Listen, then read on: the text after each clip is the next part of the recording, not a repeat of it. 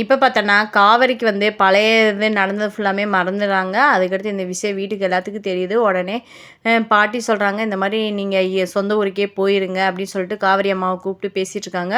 காவேரி அம்மா ஷாக் ஆகிறாங்க. குழந்தைய நாங்கள் தூக்கிட்டு போகிறோன்றாங்க. உடனே பாட்டி வந்து காலில் வந்து சொல்கிறாங்க, இந்த மாதிரி விஜய் வந்து நாங்கள் தான் வளர்த்தோம். அவனோட அம்மா அப்பா இல்லாமல் நான் என் பேரனை வளர்த்தேன். அதே மாதிரி அந்த குழந்தைய நான் வளர்த்தாச்சு, நான் ஒரு ஆறுதல் இது பண்ணிக்கிறேன் அப்படின்னு சொல்லிட்டு காலில் விழுகாத குறையாக விழுந்து கேட்குறாங்க.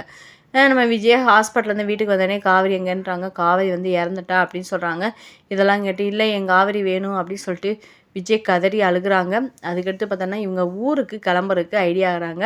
அப்போ வந்து காவேரிகிட்ட இந்த மாதிரி குழந்தை விஷயத்தில் யாரும் பேச வேணாம் அப்படின்றாங்க. உடனே கங்கை சொல்கிறாங்க, அவளுக்கு பழைய ஞாபகம்லாம் இல்லைல்ல, அவள் எப்படி குழந்தைய கேட்பா அப்படின்றாங்க. இந்த குழந்தைய வந்து பாட்டிகிட்ட ஒப்படைச்சிட்டு போகணும்னு பிளான் போடுறாங்க.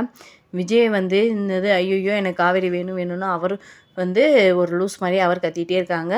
என்ன நடக்குது நம்ம வெயிட் பண்ணி பார்ப்போம். நம்ம சேனலுக்கு நீங்கள் புதுசாக இருந்தீங்கன்னா மறக்காமல் சப்ஸ்கிரைப் பண்ணுங்கள். தேங்க்யூ.